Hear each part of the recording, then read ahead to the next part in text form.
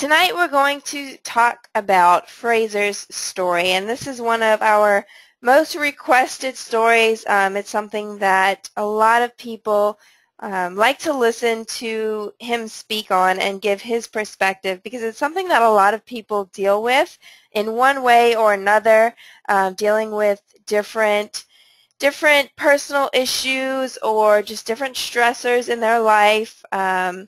In regards to, depression, anxiety, mental health, and that sort of thing. So today's presentation is titled How to Finally Stop Letting Depression and Anxiety Run Your Life, and how to use Fraser's story to get in shape and have more energy every single day. So he's going to share with you what he went through, the methods that he tried when he was younger to get through the anxiety and the depression, and then eventually what led him to having success with that.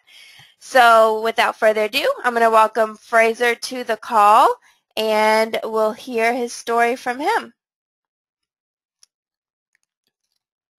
All right, Fraser, you should be unmuted.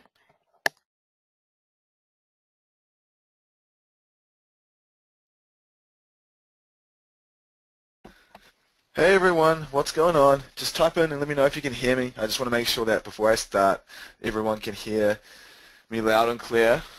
Lauren is going to operate the system, so if you have any questions or anything while we're going along, because I know some of you probably jumped on because you're experiencing and you've been going through your own struggles.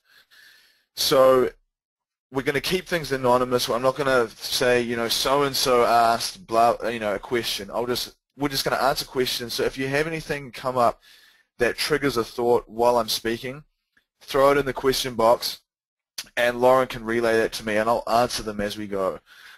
Today we're not here to sell anything. We're not here to, do anything like that. It's essentially just basically me coming on, and every now and then I'll tell my story.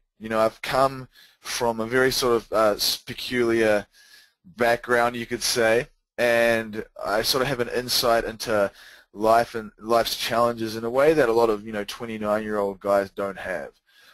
And while I was going through that, it felt like a curse. It felt like hell on earth. But I look back now and I realize that it was a gift, and that's why I'm here and I'm able to talk to you about this, because whatever experience I endured and I went through, it was designed so I could help someone like you. So how to finally stop letting depression and anxiety run your life, and my story about that. Hang on a second. So, hello. So as you can see here, there's a young Fraser, odd boots on, looking all weird. I had a reasonably normal upbringing. My parents divorced when I was 5, which was really the only sort of big trauma in my life at the time. And you never really know how you actually handle situations as a child. You sort of look back and you wonder, gee, did that thing that happened to me, or did that thing that I went through, did that somehow change my personality? Did it somehow create something in my subconscious mind that I'm unaware of as an adult, but it shaped me in some way? And it's one of those things that I think there's an answer to both sides of that coin. And growing up, I was close with my brother, close with my family, and the challenge for me was, when I went to school, I was sort of like the runt at school. I was small, I was skinny, and I was short, and I was almost like, the kid that just got ignored, and it was tough. I think we all know what it's like going through school. No matter how old you are now, I'm sure you can look back and you can remember times where you were like, wow, like I remember that incident that happened to me, 20, 30, 40 years ago, because it really had an impact on you. And that was like me. I was on the search to try and fit in. And, my parents divorced, and my mother left the city. She went back to my hometown, and my brother and I stayed with my dad, and my dad was a single father, and he basically worked the whole time. He was trying so hard to get things up and running. And so we didn't really have parents around a lot.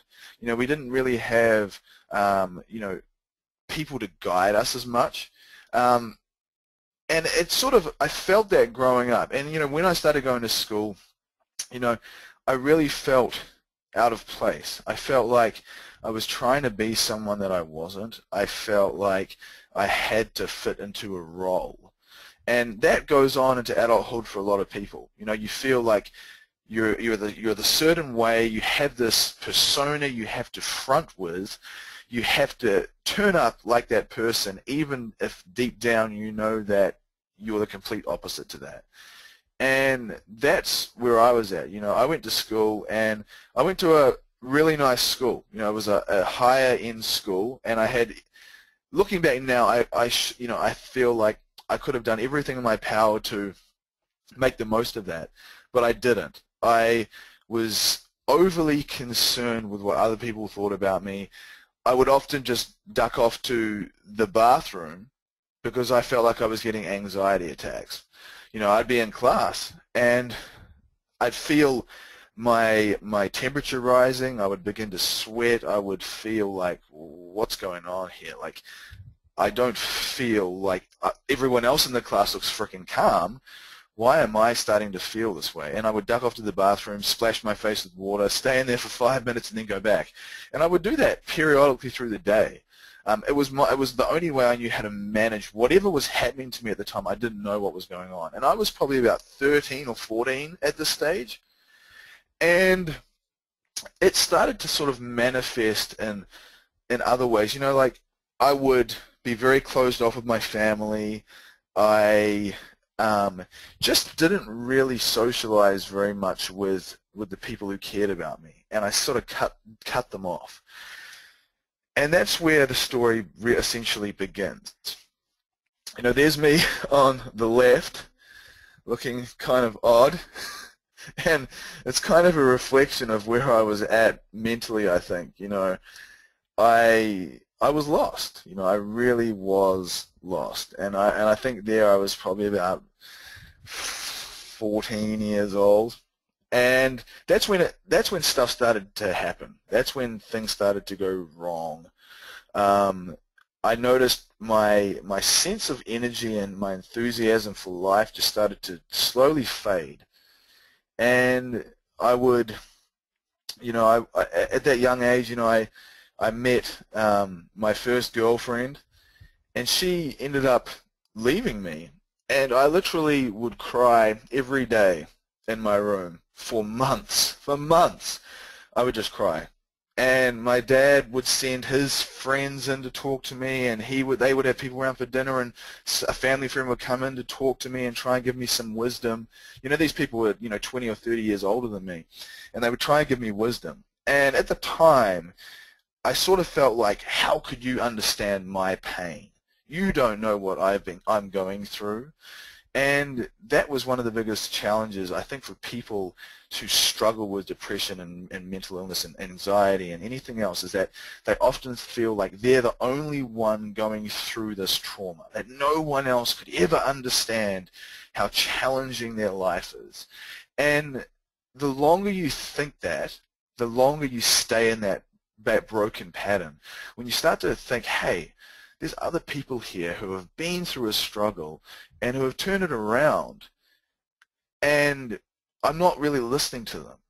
So that was a big respect. I sort of look back now and I think I learned a lot from that situation, thinking that I needed to be more open to hearing people's stories that were just beyond my own little sort of myopic view of the world.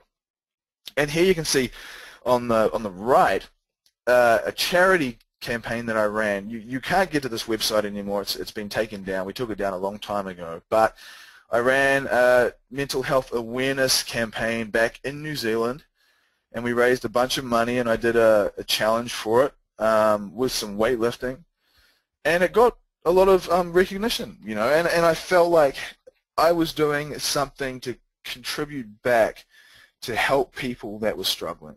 So that was sort of the end result of part of my journey. But essentially that's where I went from and to.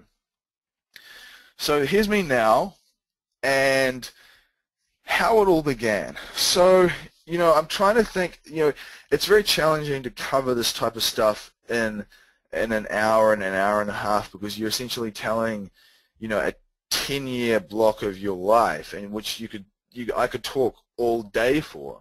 So I've got to kind of pick and choose the scenarios and the things that I think are going to be valuable to you, and that you're going to be able to relate to. So there will be a lot of things that I'm not going to cover, but we plan on doing these types of calls usually on a weekly basis, where I'll start talking in more depth about these things and really drill down on each aspect of it. But essentially this first week is just like an overview of my story and a broad overview of the challenges that I had, and then we can drill down into each aspect of it and really figure out what went on and why it happened and stuff like that. So the struggle. Now, I know all of you out there here because you have struggled at some point in your life, or maybe you're struggling right now. And I'm here to help you, and I'm here to tell you that I've been through a lot like you, and I understand the struggle like you. And, you know, this life is challenging. You know, it's very often, you know, we forget the blessing that we have to just be here, and we get very caught up in a lot of fickle things that really take our attention away from the gift, which is just being here. And so for me, you know, I had chronic depression from the age of about 13 or 14, but I wasn't necessarily diagnosed with anything for a long time. Like, I didn't go to a doctor and the doctor said, right, you know, you're depressed, take this medication for maybe, you know, a year or two. But it was constant. It wasn't just like, you know, 1 week was good and 1 week was bad. It was like every week was bad, just for like long extended periods of time. And there was the odd day that was slightly better, but for the most part, every day was bad. Or every day was bad from my perspective. And I felt tired and lethargic and unmotivated. You know, I was anxious all the time. I was diagnosed with bipolar disorder, which is essentially just like depression, where you undulate from peaks and troughs. So you almost get like a euphoric feeling, and then you feel a crash, and you get another euphoric feeling, and you feel a crash, and you're just up and down, sometimes multiple times per day. Usually it's sort of periods of days. And I was also diagnosed with ADHD, which is attention deficit hyperactivity disorder, which is a learning disorder. It's like ADD. It's just an attention span issue. And, you know, off the sort of clinical record, I would have called myself a binge drinker. You know, every weekend, Friday, you know, sort of Thursday, Friday, and Saturday night was heavy drinking sessions, followed by kind of like this groggy recovery through the week. And that went on for a long time. And basically, you know, my story, I'm going to talk about my story for the next 20 minutes or so, and then I'm going to spend the rest of the presentation going through tips and strategies that I found extremely helpful looking back now to give you stuff that you can try, that you can throw around in your head, that you can think about, and potentially talk with me further and see if it's something that fits for you. So, you know, for me, it all started essentially going to school. I was trying to fit in. And I know that not everyone is going to have experienced depression through school, but understand that the situation is very similar for someone who's really young versus someone who's going through depression if they're like 20 or 30 or 40. It's still the same feeling. You might have bills to pay and other expectations on you, but that dark, dull, heavy, sort of incapable feeling does look very similar.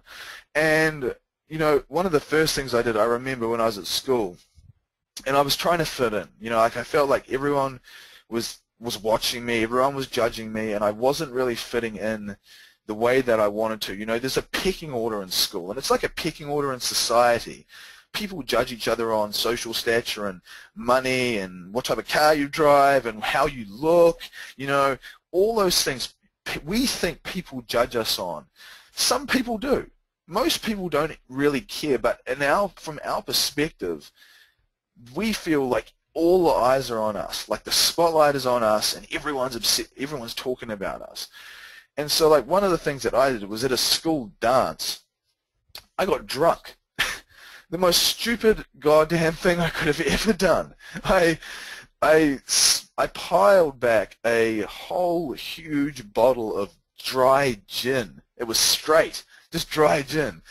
And I drank the whole thing in literally 5 minutes. I didn't know what was going to happen. It was like the first time I'd ever drank alcohol. I took it from my parents' alcohol cabinet. I had no clue what was going to happen. It was in a friggin' school function. And there was a whole lot of guys at that function who were smoking cannabis.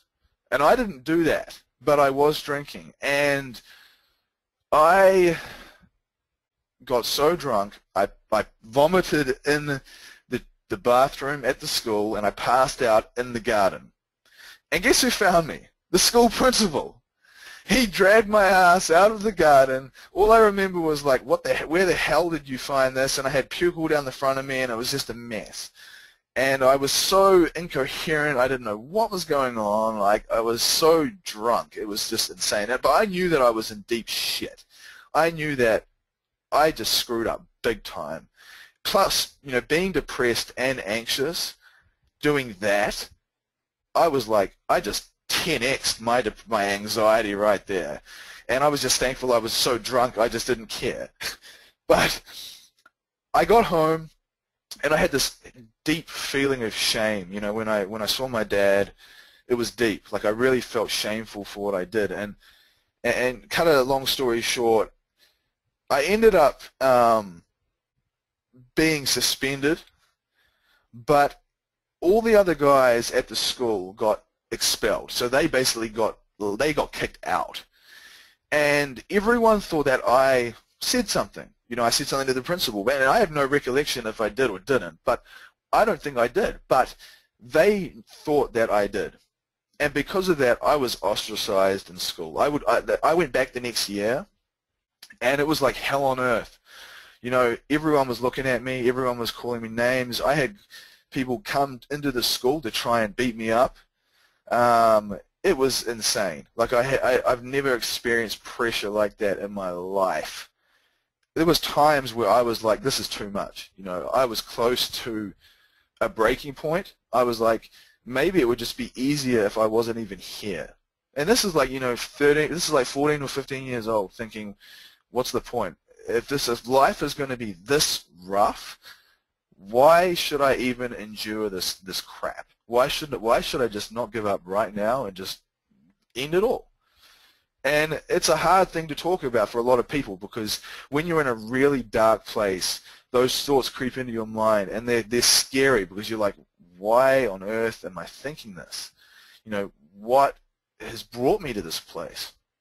And so I went through that, and it was tough because nothing really got better. Like, I didn't do anything, but nothing got better. So I just kind of struggled through that year at school, being kind of a bit of a loner, and people not really, you know, accepting me as much as I wanted to. And I did manage to get some friends. Some people looked beyond what they had heard. And they did befriend me, and you know, I remember that to this day. Like, I did fit in a small way, but I still felt like there was a huge part that was missing. And you might know that feeling where you feel like you kind of fit in, but at the same time you feel like there's a huge gaping hole within you, and you don't really know how to fill it. Like, you try and fill it with binge drinking, or you try and fill it with food, or you try and fill it with partying or clubbing, or, you know, whatever you try and fill it with is going to start to dictate the course of your life, whether you like it or not. And so I went through this struggle, and I left school when I was 16 years old. You know, I'd already had enough of it. I've had enough of the school hierarchy and things like that. So I've been depressed and anxious for about 3 or 4 years now. And I basically had been on medication for about 2 years, and from memory, I think I was on a mild antidepressant that your general practitioner, your GP will give you. I think it was like citalopram or something like that. I've been on so many, I seriously can't recall all of them by name, but I've been on multiple SSRIs, which is selective serotonin reuptake inhibitors. Um, I've been on so many, I just can't even remember them all. If you put down a list of antidepressants and anti-anxiety drugs, I've probably taken at least 60 to 70% of what was on the frickin' market. It was scary. Like, they would try me on one thing, it wouldn't work. They'd try me on something else, that wouldn't work. They'd try me on something else, it would work, but then I'd have adverse reactions to it, and I would get insomnia, or I would get like hallucinations while I was falling asleep, weird stuff like that. And I was like, this is crazy, you know. But I was so used to being medicated by then, I just thought it was like, I get up in the morning, it was like popping a vitamin. I just pop the vitamins, and I'd be on my way, and I feel like shit. I was sedated, I was numb, colors felt dull, I couldn't smell properly, I couldn't taste as well, my energy levels were flat. I just didn't feel like, I felt like I was existing, but I wasn't living, if that makes sense. And I know some of you will understand that. And remember, like I was saying, if you have any questions along the way pertaining to you, just ask. We'll be anonymous, just ask, and I can kind of merge them into what I'm talking about here. And so I left school, and I started doing a butchery apprenticeship. It was the only thing I fell into. Like, I was working part-time after school in a butchery at a supermarket. So I fell into this butchery apprenticeship. It was a freaking horrible job. It was 5 a.m. in the morning to 5 or 6 p.m. at night in the dark, or like, you know, in the cold, in a giant fridge all day with dead animals, with angry guys with knives and bandsaws and blades and stuff. You know, and a lot of the type of people that industry attracts aren't exactly savory characters. You know, they drink heavily, they smoke, they're angry. I'd seen fist fights and people throw knives at each other in that place. And I'd been punched in the face multiple times working there, and that was just a freaking normal day in the office. And I was only 16, 17 years old at the time.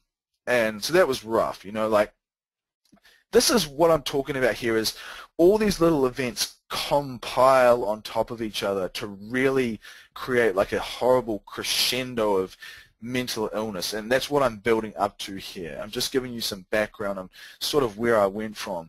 So I was working in this horrible environment, and I would literally wake up every morning when my alarm would go off, and I would cry. My alarm would go off, and I would cry because I was like, please, God damn it, like, I want something to change. I need a sign. Like, I can't do this anymore. I can't get up and go to this environment anymore and be abused.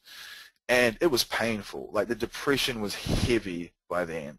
You know, I really felt like, you know, I even went to a guy in the butchery who I knew was on drugs, and I even asked him how many drugs he can get, because I was thinking of overdosing somehow. I was like, I'm tired of this. I need the least painless, what is the least painless freaking way to go? And it was scary thinking about that, looking back at that now. I'm like, I can't believe that thought process was going through my mind.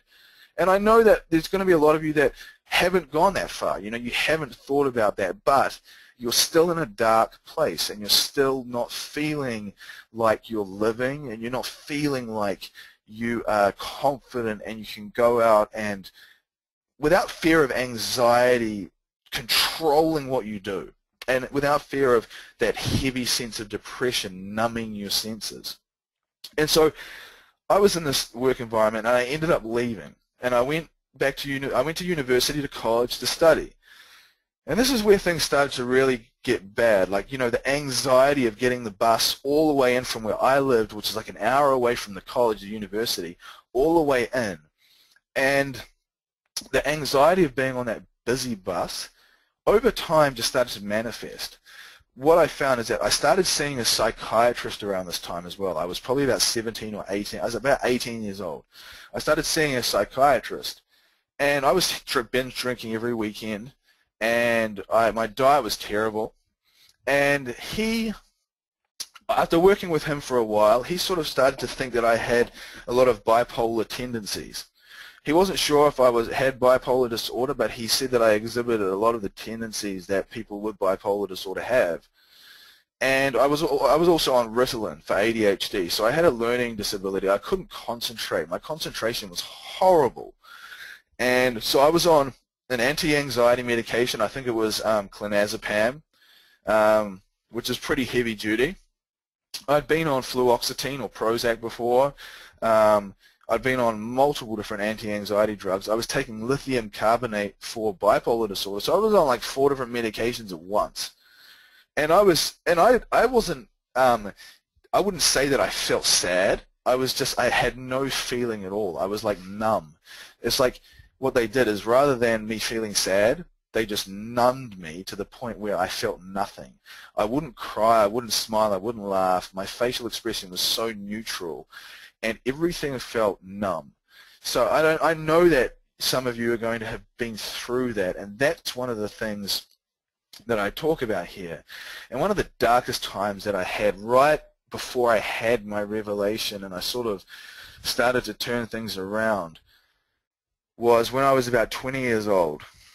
And I'd been, in and out of depression and struggle for, 6, 7, even 8 years now from that point. I'd been a long time, and I'm talking about, big blocks of depression, not just like bad days here and there. This was chronic. This was heavy. And I had a fight with my dad. I can't even remember what it was about. It was stupid. It was about something trivial. And I punched my hand through a glass window and just lost it. I ran back to my bedroom where I was staying at the time, and I just grabbed a pile of pills that I had that were meant there to help me, and I just walked out in front of him and I said, this is what you're going to get, and I just dumped them all down my throat at once. And it was ridiculous. It wasn't like, I was scared.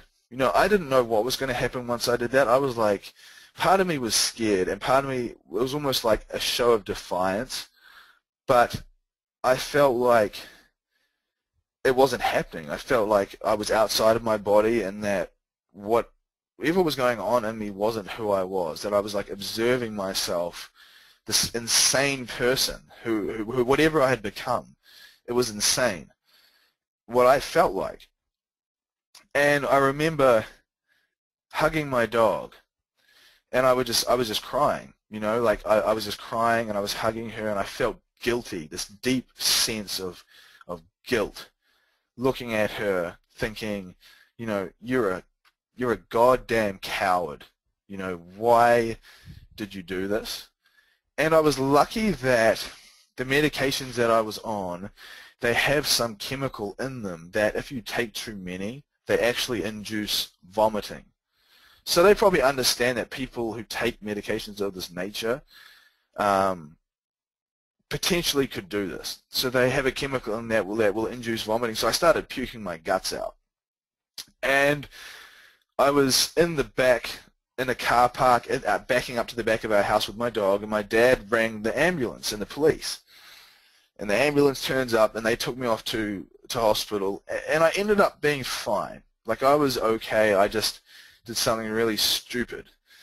And more than anything, I felt this deep sense of guilt. I felt like, what has my life become? Now, I don't know where you are at right now, what you've struggled with, or what you've been through. But understand that it's tough, but there is a better way than what I just told you. That was, it's a long-term solution for a short-term problem. And even if you just feel like you have mild depression or anxiety, there's still a better way. There's still a better way, and that's what I'm going to start talking about now. So I had this, what I like to call a click. Now, I don't know if you've experienced these, but my definition of a click is something in your life that changes the course of your life. You are walking through the forest of life, and all of a sudden you come to a fork road, and you don't really know it at the time, but you branch off, and that click guides you in a different direction from where you would have been going. And that's what happened to me. I felt like what I went through was a click, and it said to me, it guided me through the minefield of life. It said, it came in the form of that pain. And so look at your challenges, anything that really tests you, look at them as being a click, something that clicks inside you that changes the way you think, that changes the course of your life, that changes how you see your challenges. And not everyone is going to be intuitive enough to pick them up straight away. When you're in the throes of depression, it's hard to see them. But when you either get to a very extreme point where it's a breaking point, or you're very intuitive about looking at signs, you'll notice clicks. They happen everywhere, and they'll guide you in the right direction if you allow them. So for me, that click was lying in that hospital bed, thinking about my life and thinking about what I was going to do and where I was going to go. And from there, things didn't get better overnight. It took a long time. It took years for me to get to the point where I'm at now. But progressively, the more clicks that I had, the more I was able to navigate that minefield of life and start to get my way out of that darkness. So that's what I want to talk about here, with some suggestions, really key things that I found collectively over time really helped me change my entire life. You know, if I could go back in time now and meet the person I used to be, I wouldn't even recognize myself anymore. I wouldn't even understand, I'm a completely different person. And I know that if you've been going through something, know that that's the same for you, that you can get out of that place and you can get to a place where you look back and you won't recognize who you used to be. In a good way. You'll be like, I do not recognize that person. That person was not who I was. I was just under a negative influence. That was not who I was inside. So the first things I want to offer you, and I want you to write these down or take screenshots of them, because they are absolutely the things that changed my life. And I'm going to elaborate on each one of them as we go. So the first thing is turn off the damn TV. I found that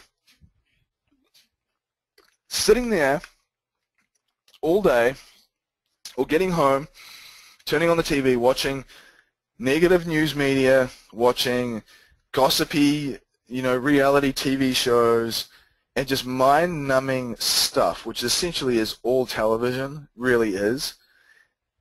It was just destroying my ability to be productive or even get off my butt and break any of those negative patterns. It was binding me to my negative patterns because I was sedentary. I was just sitting there. I wasn't moving. I would dehydrate myself because I would sit there for so long. I would eat junk food while I was watching TV. I would mindlessly graze. I would get flustered and frustrated over negative news media that, I couldn't even get my own life right. Why was I bitching and moaning and worrying about what's happening on the news? That a lot of people go through that. They have a lot of chaos in their own life, but they're all flustered up with politics and racial tension and all these other things. It's like, hey, dude, before you can even address any of those things, get yourself right first. No one else cares about that. Get yourself right first. So that was the first thing, is turn the television off or limit it. If you're watching hours per day, cut that down in half. Cut it into quarter. Challenge yourself to limit that right down now, starting from today. And test yourself. Don't turn that thing on when you get home. Don't automatically just turn it on so you have to have noise in the room. That's the challenge, is Be okay with silence at times. Understand that that's a good thing. You don't have to have noise in the room. That was a big thing for me. I felt like I needed noise in the room because I was lonely, and I needed something to break that tension I felt through the silence. The next thing is move. Move once more. So what you'll notice with people who are depressed, like with me when I was depressed and I was struggling, that we all exhibit similar physiology. So we slouch. We don't move very much. We're pretty sedentary. The muscles in our face are usually very relaxed and just kind of neutral. Your eyes aren't going to be fixed on anything. They're usually kind of like glazed over. Our heads normally droop forward. You know, we actually manifest that state through our physiology, and especially being sedentary and just not moving and slouching and taking little steps and shallow breathing. All those things have a role in our state. So shallow breathing, small steps, not big, bold strides when you walk. You know, hold your head up. Get some tension through your face. You know, smile. Get some brightness into your eyes. The key is going to be breaking that physiology. You'll be amazed. That's why exercise is so important. That's what really helped change my life. I hadn't been working out in the gym up until I had these clicks. And then all of a sudden, I just started going. I was like, okay, I'm feeling like crap, and I'm not moving, so I'm just going to start going. And I just began. I wasn't good. I wasn't consistent. I didn't really know what I was doing. My diet still was terrible, but I was going to the gym and I was moving. That's how the momentum began. I started moving and breaking that old physiology of slouching, sedentary, eyes glazed, head slumped, shallow breathing, small strides. Do the opposite to all of those things. The next thing that you've got to consider is your bad eating fueling your bad state? I never knew this. When I was younger growing up, you know, my diet consisted of like ramen noodles, macaroni cheese, just like I just ate a lot of junk. You know, I really did eat a lot of crap. And I didn't know. And even growing up, you know, in my late teens, early 20s, I still ate a lot of crap. And what I didn't connect the dots at the time, but I look back in hindsight now, is that I understand and I really believe that the types of foods I was eating were having a massive, huge impact on my mental state, especially with my learning disability, so my ADHD. That had a huge impact. When I ate sugar and I ate junky carbohydrates, and I would drink a lot of soft drinks, and I drank a lot of like fruit juices and stuff. I'm sure I consumed like 5,000 calories in soft drinks a day, and I would have no attention span. But look at what I'm consuming. It was just sugar, and so it had such a detrimental effect on my psychology, and I didn't know. Like, I was at a stage then when I wasn't into health and fitness, and I just didn't know that all those sugary things, all those processed junk foods I was eating were really driving my bad state. So it was making my attention span short. It was making me really sleepy and sedentary. I think it probably had a big role to play in my anxiety. As I had more sugar, I felt like my anxiousness would rise as well. So I look back now, and that's where I started getting into health and fitness, where I started saying, okay, what type of foods do I need to start eliminating to move away from that bad mental state? And I look back now, and having not been on medication for years now, no medication whatsoever, pretty good attention span, still not perfect, but I'm a much, much more stable, balanced person than I ever used to be.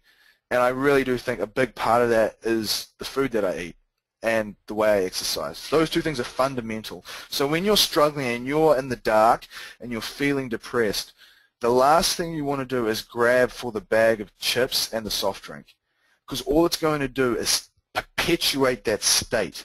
You have to say, I'm feeling bad right now. I really don't feel good. Have a green smoothie. Have some eggs. Just eat something and use that connection saying, if I want to get out of this bad state, it has to start with what I put in my mouth. It has to.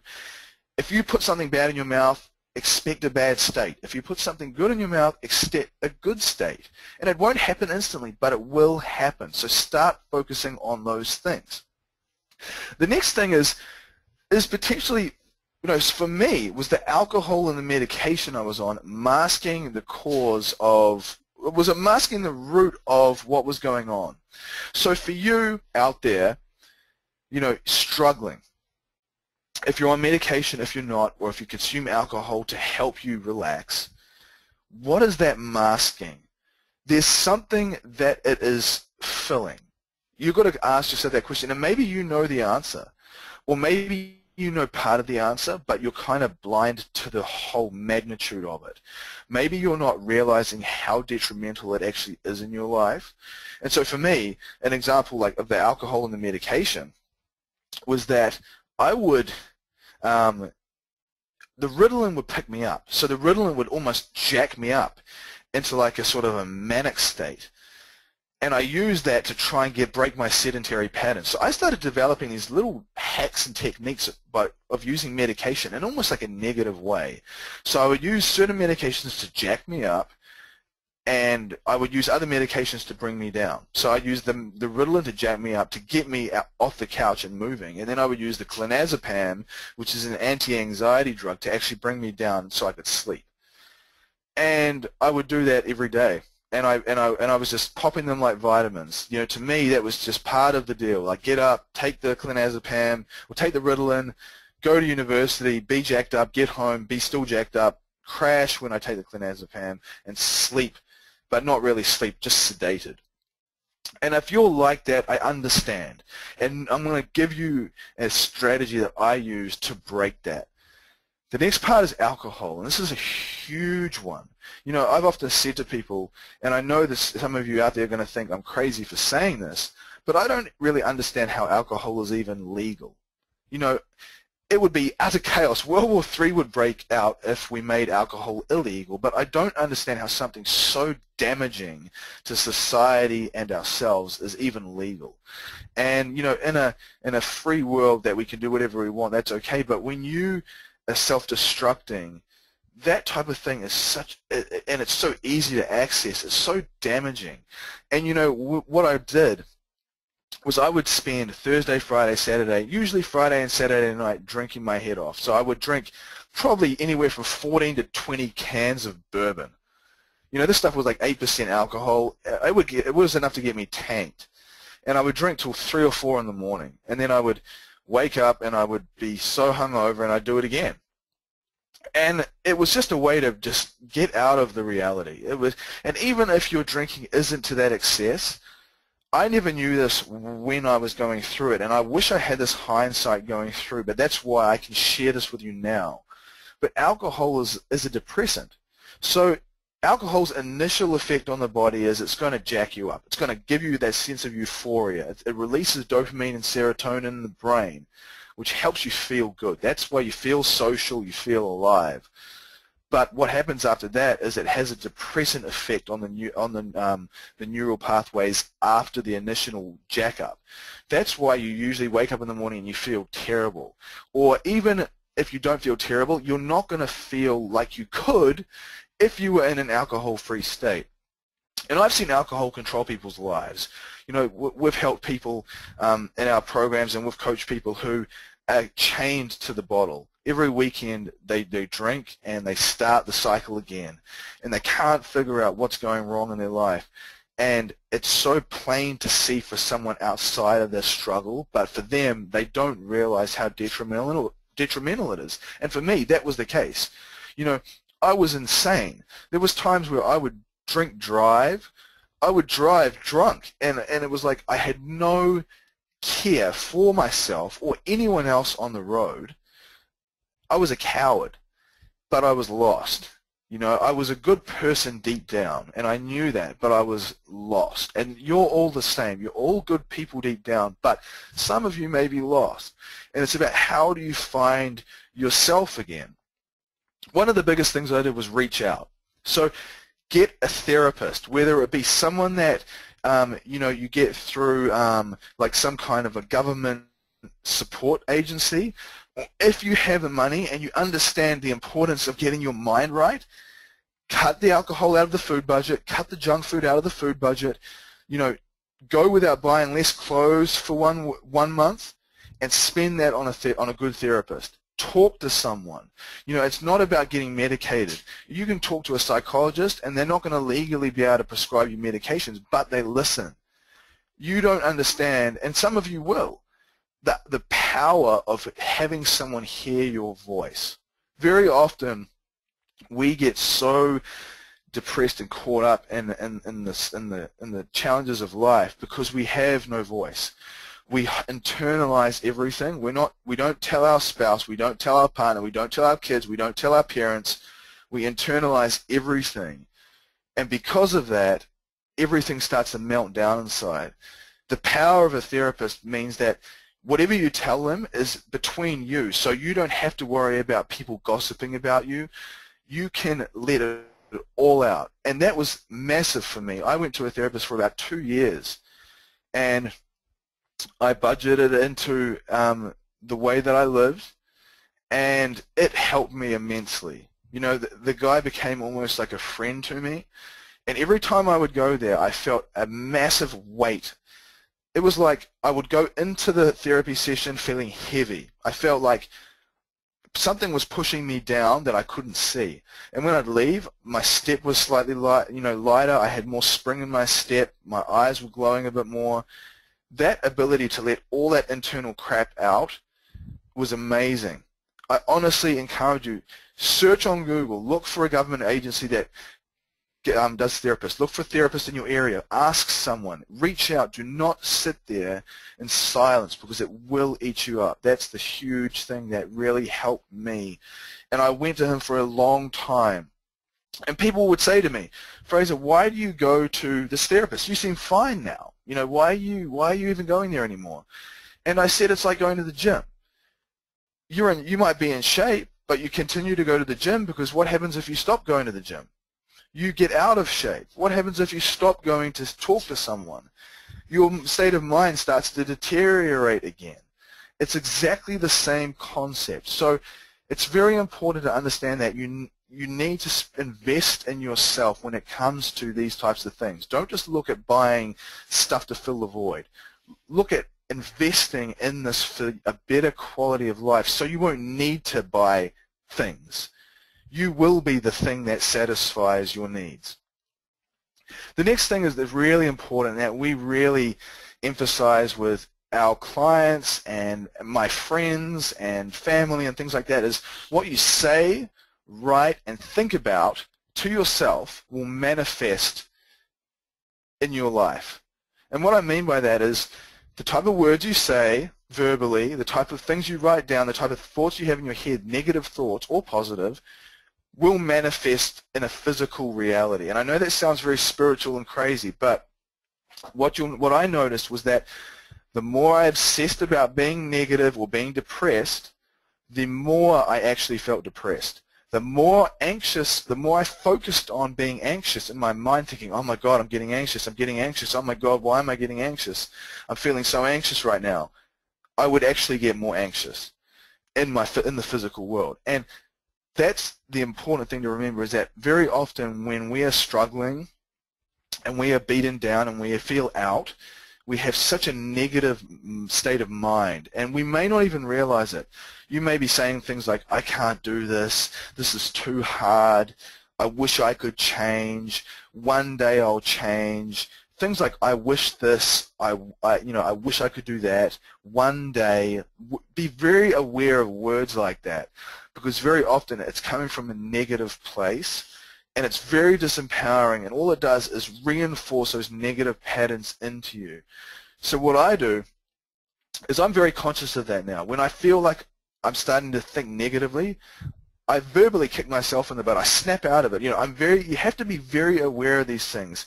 Be present and focus on what am I thinking right now? What am I saying right now? How am I acting? Am I acting like a person that's not depressed and full of energy in life, or am I acting like a depressed person? And that's where it ties into, are you overly identifying with your struggle? And this is something that I did for a long, long time. And what happened is I would essentially identify with a depressed person. I am a depressed person. I am a mentally ill person. I am bipolar. I am ADHD.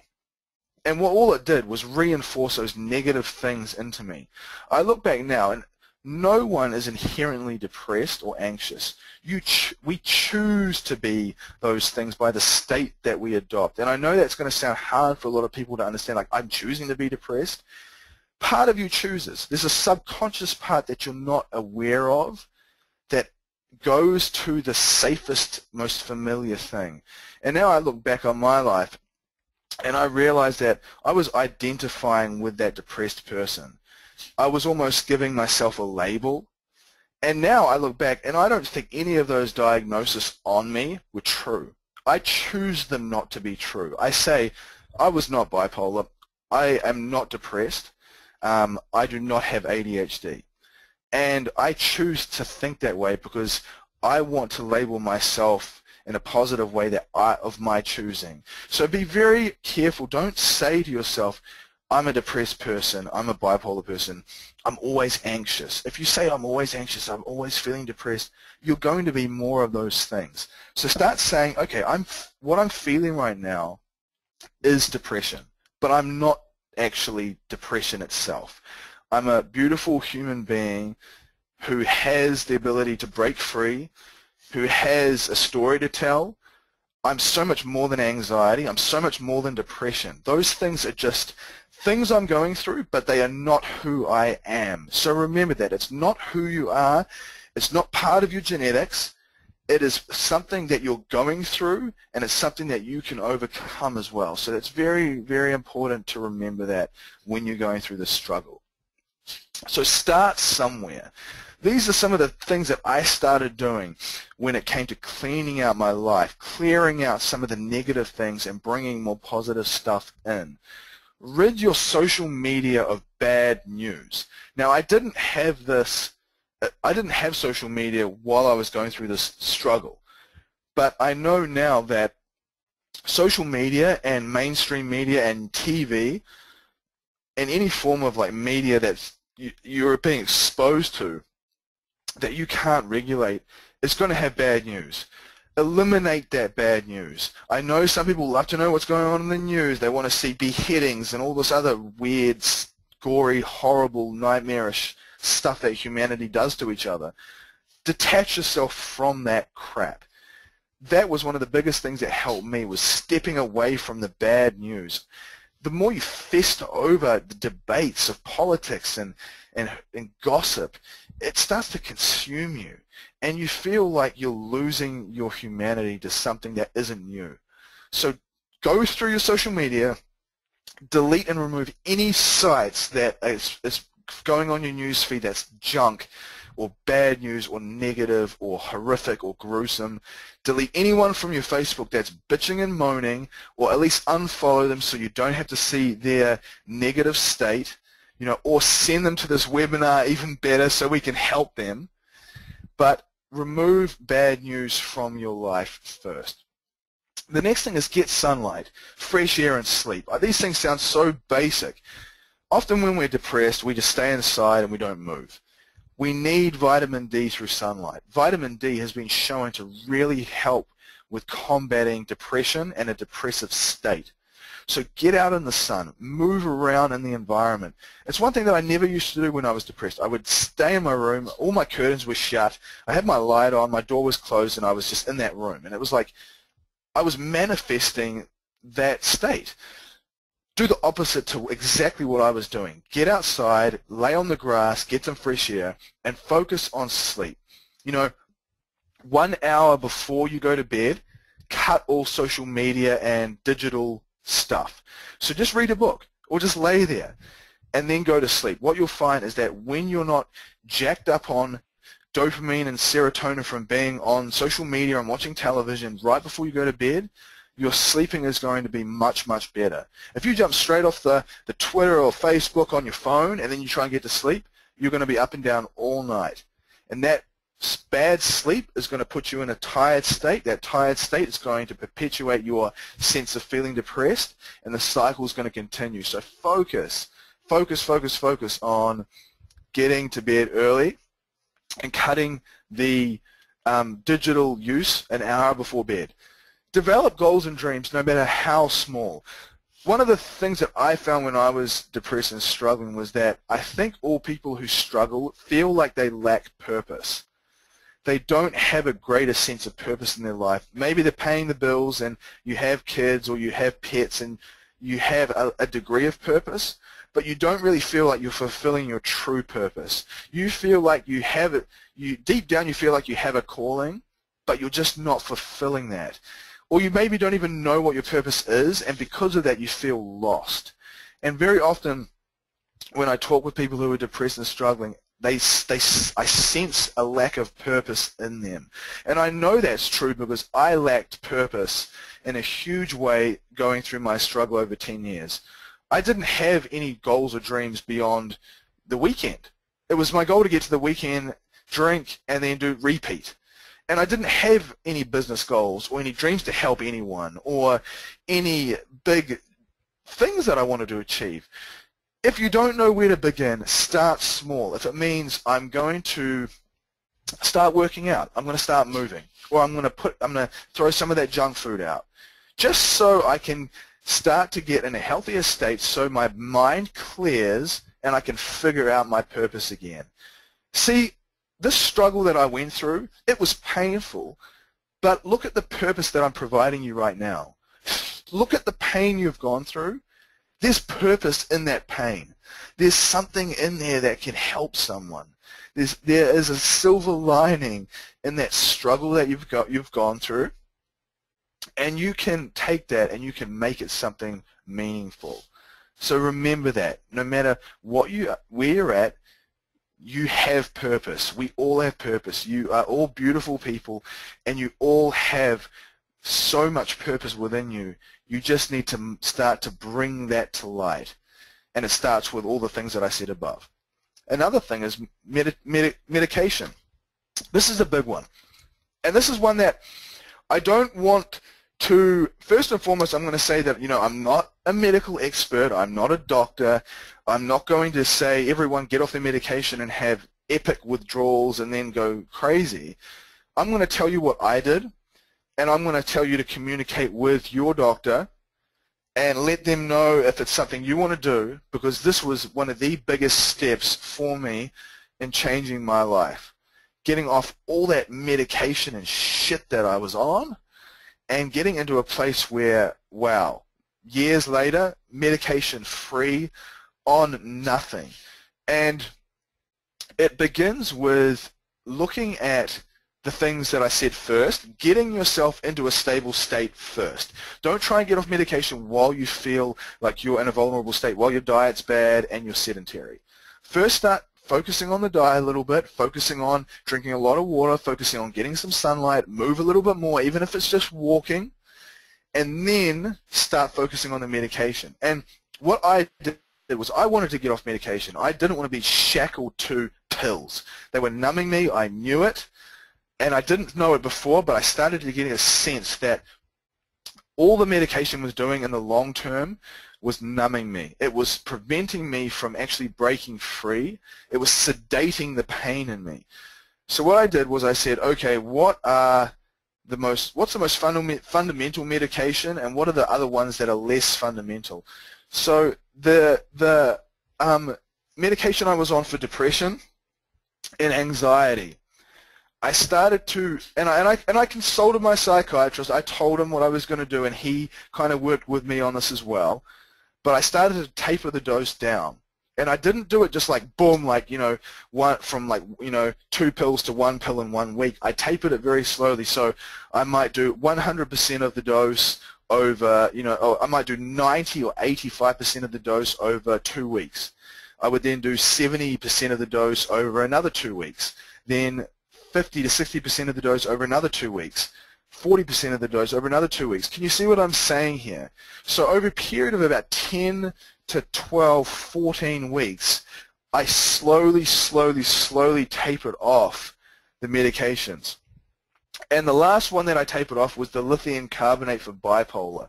And that was the one that I was scared about because, you know, it was a more heavy-duty medication. And I tapered off over about 12 weeks, and I felt good.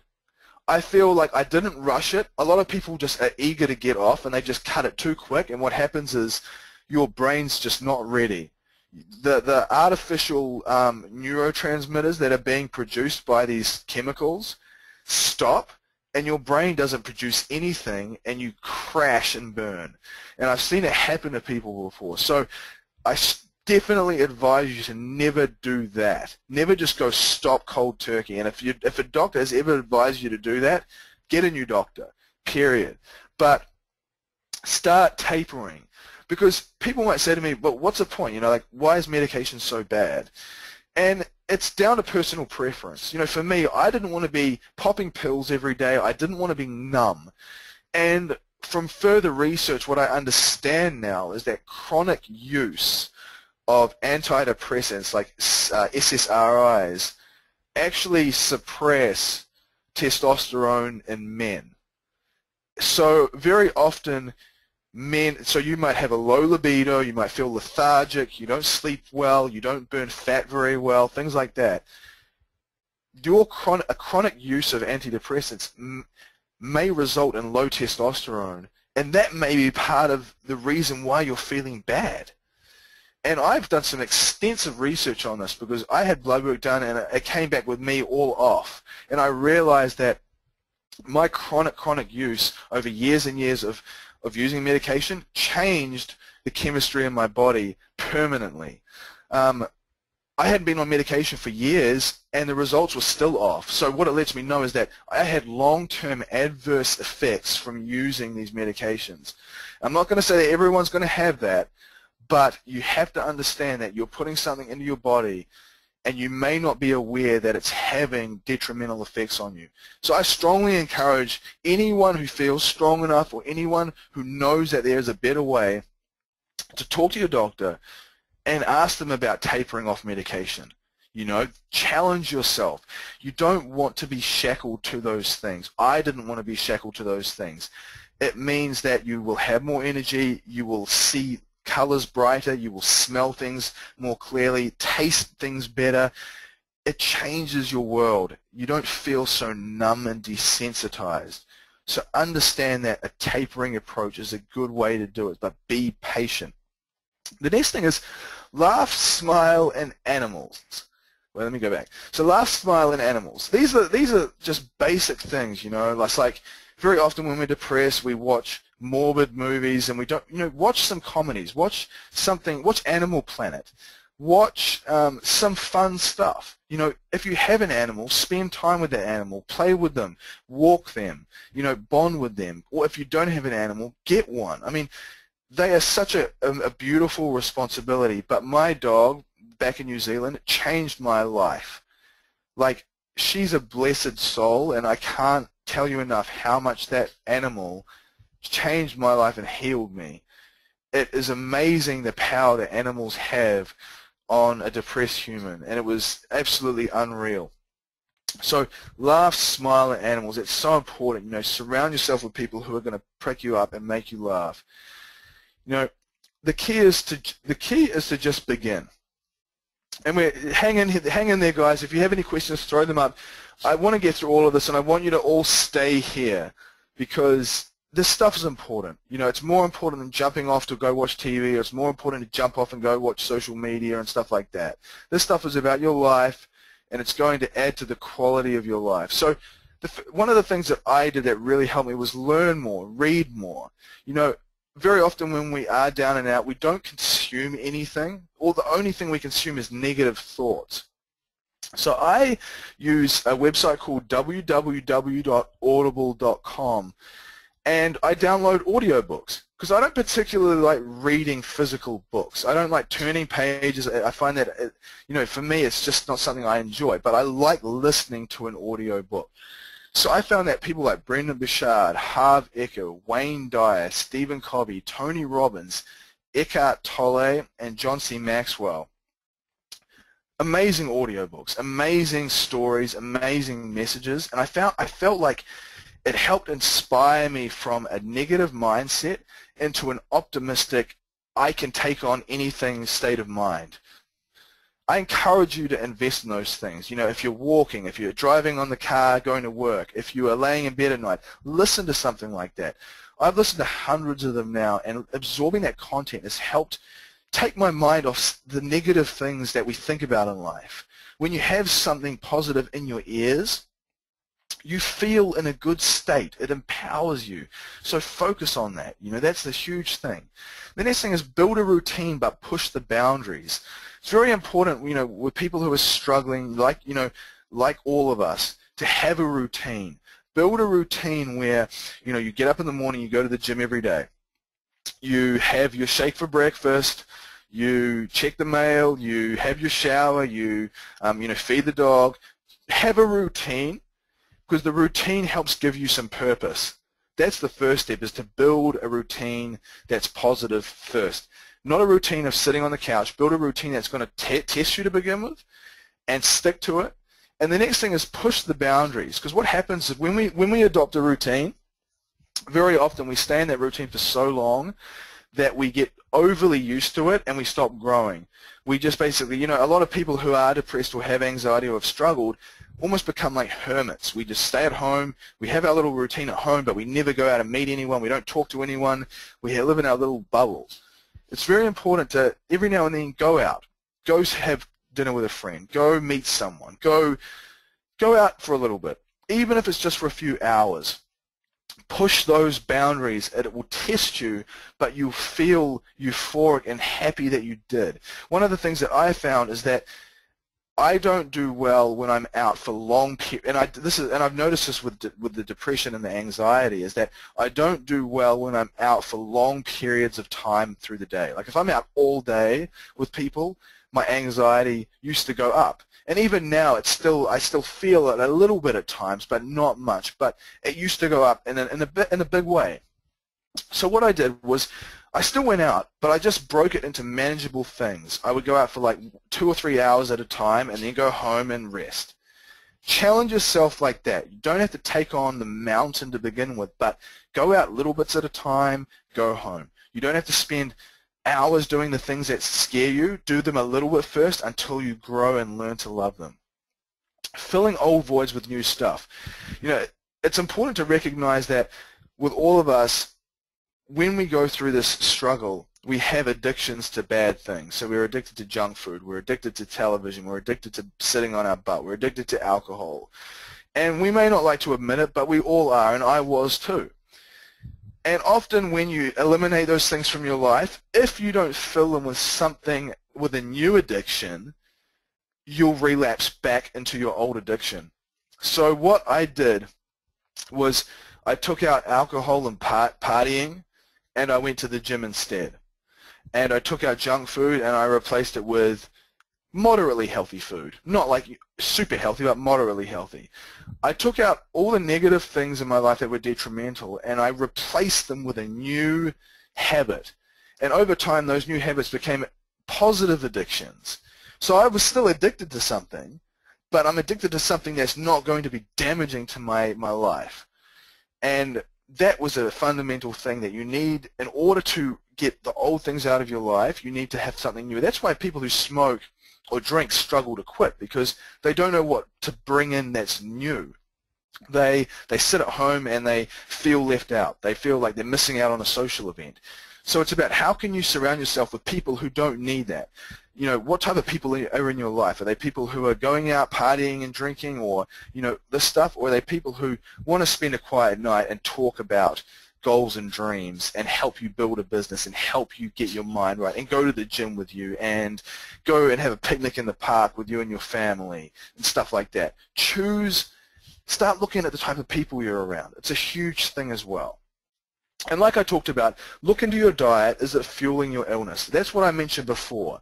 You know, I said that what we eat is going to have a massive impact on our mental state. depression, anxiety, everything. I truly believe that now, looking back on my diet back then when it was pizzas, soda, junk food galore, and now much cleaner, and there's a significant difference in my mental state from then to now. Huge difference.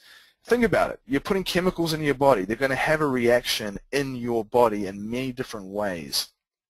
Very important to remember. So let the clicks guide you. Like I talked about, look for the clicks. Think about a sign that you have felt. Is it something that someone said to you? Have you had this weird sensation in your gut? Have you noticed something about yourself that's changing? You know, like, I can't tell you what these things are, but look for the signs. They are what I say are clicks, and they help guide you to a better path of life. You have to be intuitive, and you have to be receptive to saying, this could potentially be a sign here. You know, for me, little things like laying in that, or not even little things, like big things, like laying in that hospital bed feeling guilty, or just moments where I'm sitting there and I get a sense of euphoria watching the sunset, and I feel like it's a message, and I have a bigger purpose in my life, and it helps guide me through those tough times. So look for your clicks. You have clicks in your life. They're there to guide you, and this is something I truly, truly believe in. Be conscious of your subconscious mind, and that's what I was talking about before when I said, you know, you choose to be depressed. Like, I know people will be like, you're saying I'm choosing to be in this horrible state, you're insane. You don't consciously choose to be depressed, but subconsciously and unconsciously we choose that state. It's something that we reinforce the negative pattern through our bad physiology, through our bad diet, through our sedentary nature, through our abusive medication and alcohol. That's our subconscious and unconscious mind driving and reinforcing that negative pattern. The way to break that, become conscious of it. Look at it, become conscious of it. The only way you can break that pattern is to first become very, very conscious that it exists. Once you're conscious that it exists, then you have the power to change everything.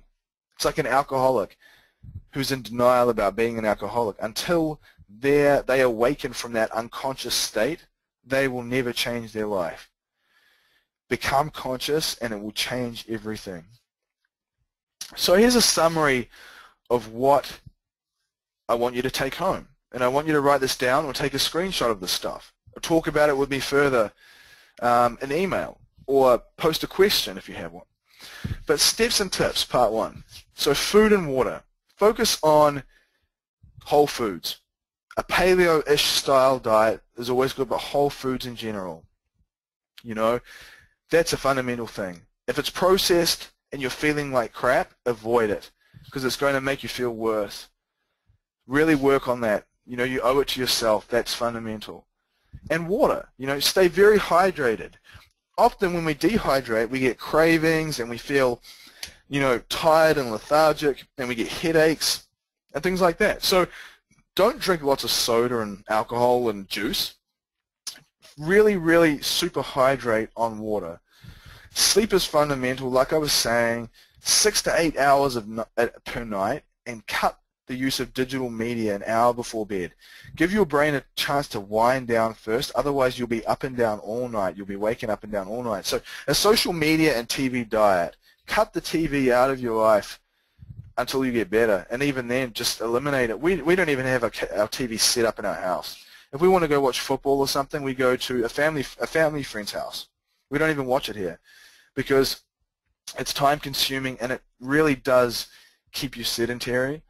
And eliminate bad news from your social media. Go through your social media tonight, delete any crap that you've liked that's making you angry, that's controversial, that's agitating you. Remove it. Do that for you. Exercise and move, whether it be just walking in the sun, or whatever you can handle, start there, but break that sedentary physiology first. Remember, medication isn't always the answer. It's not always about What's the pill I can take to get rid of this thing? Look within. Understand that the root of your problem is in you, and it's something that you can change. Medication is a short-term buffer to stop you from feeling worse, but chronic use of it can be detrimental, as you saw with me, where it's screwed up aspects of my physiology through chronic long-term use. So that's completely changed my chemistry now because I did that. But it's something I can overcome. You know, it's something that you can overcome. If you're in that position now, don't panic. It's something that we can all overcome. You can overcome anything you set your mind to. Really believe that. Remember, learn more, read more, audiobooks, podcasts. Be around people that can teach you. Don't go into your shell and just think about your negative thoughts. Learn more. Help others with their battles. You know, rather than just focusing on how hard your life is all the time, help someone else with their struggle, and don't have any vested interest in it for you. Like, don't be waiting for your turn to share your struggle. You know, if someone's struggling, sit there and listen to them. Put your phone down, look in their eyes, and listen to them and help them and counsel them. Don't look at your phone, and don't be waiting for your turn to dump your problems onto them all the time. That's what I used to do. I used to like to counsel with people, but it was really just for me. It was my own selfish reasons, because I wanted to dump my stuff. I was waiting for them to just shut up so I could dump my stuff. Don't be like that. Help them with their own battles, and you'll start to get a perspective on your own life that, hey, my challenges aren't so bad, or hey, I can overcome these things. You know, I gave this person some insight into their own challenges that I can use myself, that I never thought about before. Like I was saying, build a routine for growth and then break it. Push those boundaries. That's really, really important. A big part, animals. There's my dog, Ellie. She's in New Zealand with my family. You know, she changed my life. And I know that some of you have animals and some of you may not. But I strongly encourage you to get close to an animal. They have this unconditional love for us, no matter how bad our lives feel. No matter how much we let anyone else down in our life, they will always love you. And you'll come in that door and it's like they've seen you for the first time. And that feeling is enough to change your state. So I encourage you, if you're feeling down, surround yourself with animals and it will help you. The last part. So choose who you spend time with wisely. Like I was talking about, if you're going out drinking or if you're going out tailgating with football and stuff, who are you hanging around? What type of family members are you hanging around most often? We can't choose our family, but we can choose the types of people we have close to us and influence us in close proximity. Remember that. You need to start looking at the people that are around you as well. You're going to be the sum of the people around you. So if the people around you drink a lot and they're overweight and out of shape and things like that, you're most probably going to be the same. And if you're around people who are positive, enthusiastic, and understanding and energetic, you will be the same as them. So really focus on it. If you say, well, Fraser, I don't know where to meet these people, where do I find them? You don't have to go digging around for them. They will appear to you when you start pushing your boundaries of your routine. So right now you have a routine that's binding you to the people you know. It means you need to go to a gym. You need to go running in the park. You need to go to a Toastmasters event where you're going to speak. Push the boundary and you'll expand the people that you know. Remember that. The next thing is alcohol, drugs, and food. They all come hand in hand. Alcohol and food are drugs, and drugs have the same impact on our psychology as food and alcohol. Those three things fill the void. They filled the void in my life for years, and it didn't change a thing. It just masks the problem. Look at your life. Look at what you're eating. Look at the type of medications and even illegal drugs you might be using. Look at your alcohol consumption. Understand that that's not you. That's a masking of a symptom, but it's something that you can change. You can change that. You can start somewhere. You don't have to eliminate everything in day one, but start somewhere. Throw out that last beer in the fridge. Tomorrow, don't go by the liquor store and buy more alcohol. You know, Throw some of that junk food out. Don't go and buy it in the store. Start to phase the bad stuff out and bring in the good stuff. You know, that's important. Swap out bad addictions for good ones. Like I was saying, you know, with any negative addiction, you're going to have to fill it with a positive addiction to keep going. Remember that. You have to switch them out. Otherwise, you're going to have a void, and what's going to fill that void? Alcohol, drugs, and food, and depression. So fill the void with a positive thing like, you know, meeting with friends, to go for a walk on the beach, you know, getting an animal, taking it for a walk, go to the gym, you know, getting involved in a charity, things like that. Share your message like I'm sharing this message. I could be, if I wanted to, I could be sitting on the couch drinking right now, but I'm not because I'm here sharing my struggle to help you. So that's a big thing. Meditate. Now, I know that you won't know where to begin. A lot of you may not know where to begin with meditation, but I'm going to, and in fact, Lauren, can you go and find the, hang on a second, guys. I want to get a link. Can you go to Brendan Burchard's Tumblr site and pull the meditation video? This is something that is going to help you. And I'll get her to post it in the comment section. You can copy that over. He explains it first. And you can even download the music itself. So once you get competent at doing it by yourself, you can download this music from the site that he recommends, and it's amazing. You know, meditation is something that really helped me find balance. In terms of eliminating anxiety, meditation is probably the #1 tool. Depression, in terms of eliminating depression, I would say exercise, but eliminating anxiety will be meditation in a big way. So I'll get Lauren to post Brendan Burchard's meditation release in the box, copy that over and save that link. You don't have to watch it tonight, but when you have time, sit down and watch it and try it. It's amazing. He's an amazing person who I'm suggesting here, and it's helped me out immensely. Research options before you trust a doctor. Now, I'm not saying doctors are out there to hurt you and they don't know what they're talking about, but don't just take your doctor's word on it when they say, we're going to put you on Prozac and clonazepam and Ritalin and you'll be fine. Research it. You know, go through Google and search these things, and obviously don't go to every illegitimate blog site you can find that's going to tell you that you're going to die taking these things, but seriously take some time to research the stuff that you're going to be putting into your body. Learn about it. Learn about the side effects. Learn about the long-term effects. I wish I did these things in hindsight. I wish I learned about the long-term effects of these things before I took them, and I might have changed the course of my situation. But that's not the way it is, and that's just a challenge that we all face. So research options before you get direction from a doctor, before you take something. The next thing is work on being present. Part of that comes with, you know, meditation. Where are your thoughts right now? Are you thinking about the bills you have to pay? Are you thinking about what's for breakfast tomorrow morning? Are you thinking about having to get up for work in the morning? Are you thinking about having to take your kids to school tomorrow? You know, where are you right now? Work on being present. I found that when I'm anxious, I'm thinking about things that are potentially going to happen but probably will not. And when I'm depressed, I'm reminiscing on things that happened in the past, and I'm looking back thinking, why weren't they different? But the whole time, I'm not looking at the present thinking, now is the time, the only time that I can actually change anything. So be present. Focus on what's happening right now in your mind. What are you thinking about right now? Are you right here with me, or are you looking on your phone and scanning through social media?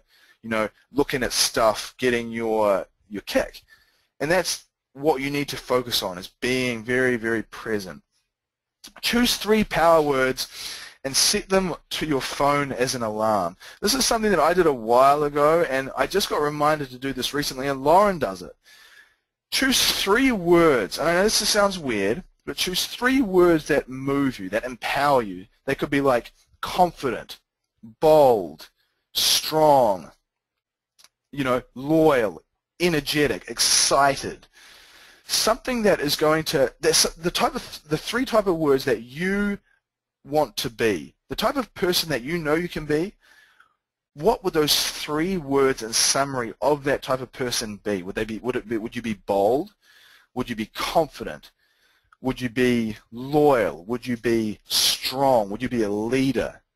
Would you have clarity? Would you be present? What are those words? Set them to your phone and get them to go off in the morning when your alarm goes off. Get them to go off at lunchtime and get them to go off in the evening. Look at those words as you go through your day when they go off and say, am I being the kind of person right now that emulates those words, or am I all over the place? It's going to help bring you back and calibrate you. It's going to help bring you back to the type of person you're going to have to grow into. Right now, you might not be that person yet, so you're going to have to grow into that person. And I'm continuing to do that now. I'm still not the person I want to be. And it's years and years on in my journey. But that's the beauty of it, is we're always growing. The next thing is build a vision board. Now, I know some people do this, some people don't. I find it helps me. When I have pictures on my, right now above my wall in my office, I have pictures of my dog with my dad. I have pictures of mentors that I aspire to be like. I have pictures of my family, pictures of places that I want to visit, things like that. Have a vision board. That's going to help give you some purpose. Remember, like I was saying, people who are depressed often lack purpose. Build a vision board where you stick or cut out all these pictures and stick them on a board and stick them somewhere where you're going to see them. It's going to help remind you of the things you love and the things you want to grow and become. Very important in terms of finding purpose and breaking that depressive cycle. The last thing is get a coach. I've talked about all this stuff, whether it be a psychologist, psychiatrist, whether it be a trainer who's going to help you with your nutrition and your diet and things like that. Everyone needs a coach. I found that when I have had people that I can talk to and guide me, it changed everything for me. It really helped open doors and get me into a good place. So there is a happier way, and here is me and Lauren now. This is when our trip back to New Zealand this year. So it's been about 8 years on since I went through all this stuff, and I probably about 5 years since I got off medication. And it's been a rough road, like I can understand a lot of you out there, are challenged, and you continue to be challenged today. But know that it doesn't have to be this way, that you can follow these things and you can figure it out. You will figure it out. We will all make it through one way or the other. Remember that, and often we get so caught up in the darkness of our own current situation, we forget to see that the sun's going to rise again tomorrow and it's going to set again tomorrow. The world is going to go on whether we want to or not. And, you want to be there to see those things, because you want to look back on your life one day when you're older and feel like, I did live, and I lived fully, and I was the type of person I knew I could be. I grew into that amazing person. So that's such an important thing to remember. So what I want to offer you guys now is just a complimentary call with me. I know many of you may have questions, and I'm not trying to sell anything here. This is a complimentary call where we talk about what we do.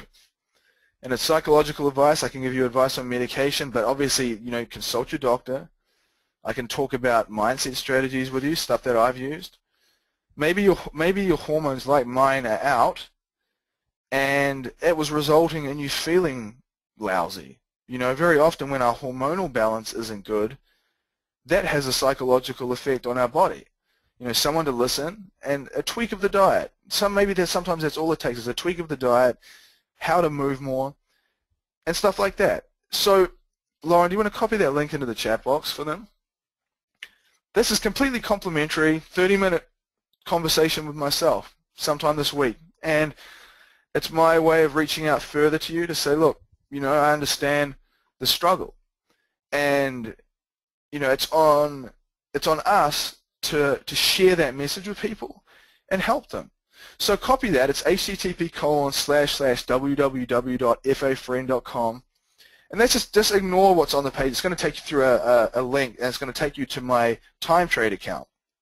And that's where I book calls.